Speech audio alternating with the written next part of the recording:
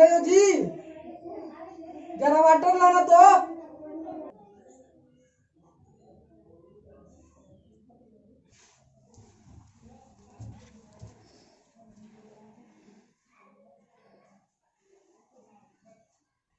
ये क्या है? कहाँ मंगनी हमको? हैं?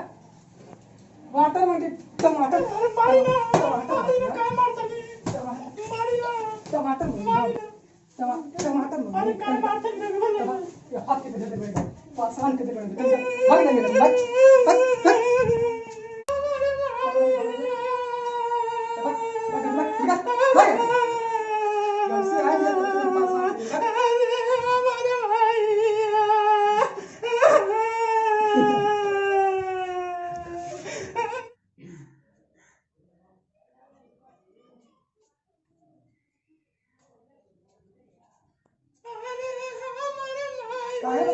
दमाजी को मारला है का चल बे चल दमाजी ए दमाजी बारे जल्दी दमाजी का काहे वाला की मारला हो काहे पूछा काहे मरनी है का कोई वाला लेती में अरे कमी बा पूछ और सुना हम ऐसे ना बताइए तो हम तो हाई पढ़ल ससुर जी अनपढ़ आपकी डॉक्टर मांगीला जहिया वाटर देवे ले टमाटर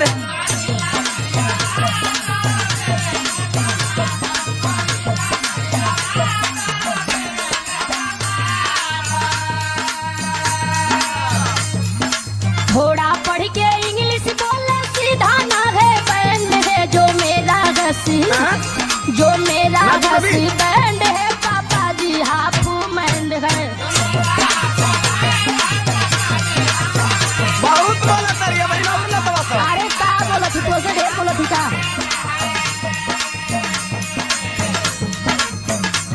लाके देवे पाइप जब वो लाई कही के वाइफ हो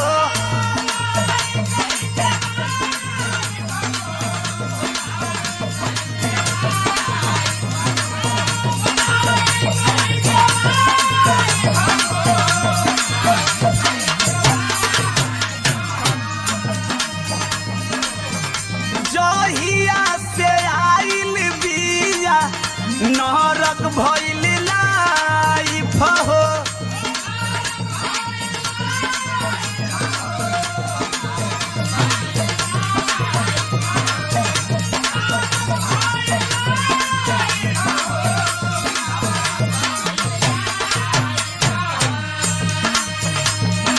एकरे चलते फिल्म नहीं देखी हैरी पॉटर मांगीला जहिया वाटर देवे ले टमाटर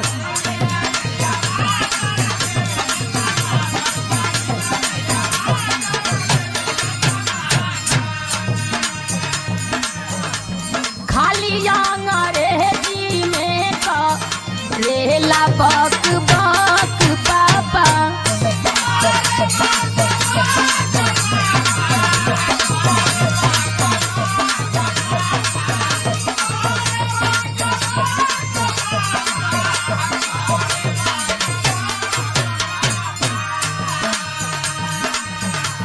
दाल भात बनावे में जाइला थक पापा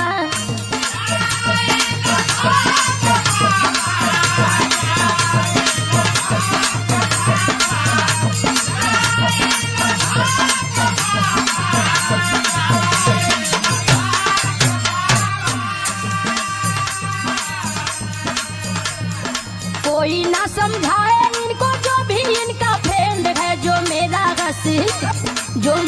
घसी बैंड है पापा जी हाफ मैंड है। ना होश में बोलबी काहे होश में बोली हो? अपना बाबू के देख के तोर मन बढ़ावा बाबू को देख के नहीं ठीक बोला तुम्हारी ये चलिए है। देख हमार जे फ्रेंड बन मुकेश सम्राट यादव है स्वामीनाथ यादव और जौन डिजिटल देखेला किशोर कुमार जी दिल्ली वाला कुल पढ़ल लिखल बने लोग कंप्यूटर पढ़ेला अंग्रेजी जाने लो। अरे तुझे कर हिस्ट्री बताओ तारा ना उ लोग भी तुअरिए दिमाग का। अरे ए ससुर जी 2 हिस्सा हमार बाकी तोहरा बेटी को। अच्छा तो सुनी, मांगता हूँ पेन तो धा राती लालटेन ससुर जी।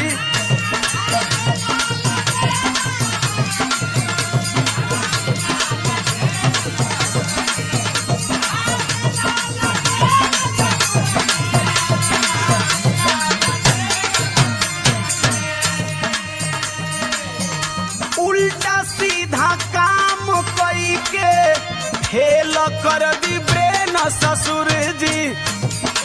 जितनी झूठ बोले के बोली ना, झूठ बोला तनी रे, झूठे का पढ़ाई कैले हो तू।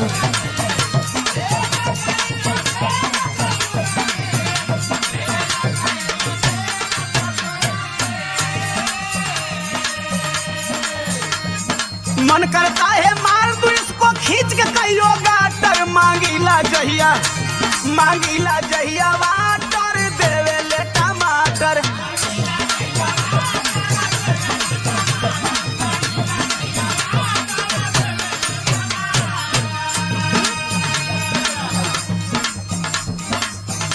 आपने को गलती तो कहबा ना। का गलती बरे? चिकन बतिया ले हला। चिकन न बतियाई। सुना हाँ सुना। रोजे पी के आवेला तो करेला ठोकाई पापा।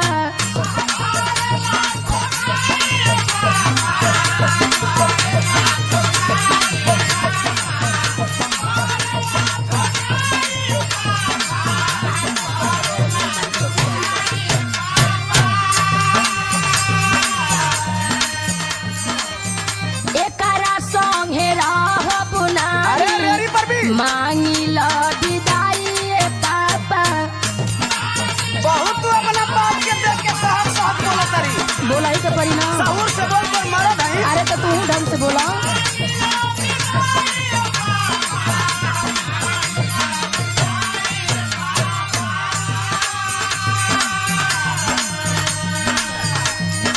अंड बंड है बकता हरदम छूटा इसका हैंड है जो मेरा घसी बंड है पापा जी। हाँ